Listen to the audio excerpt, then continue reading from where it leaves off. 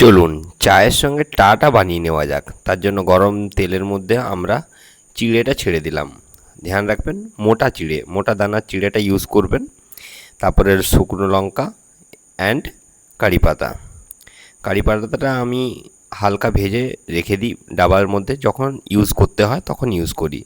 তো আজকে যেরকম ইউজ করে নিলাম। তারপর চিনে বাদাম, লাল বাদামটা হলে ভালো হতো, সাদা চিনে বাদামটা আমরা ইউজ করলাম।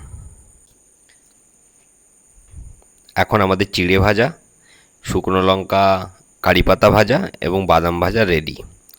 কারি পাতা এবং শুকনো লঙ্কা ভাজাটাকে হামালদিস্তার মাধ্যমে আপনারা এটাকে গুঁড়ো করে নিতে পারেন। আমি হাত দিয়েই করলাম। তারপর ভালোভাবে মাখিয়ে নিন।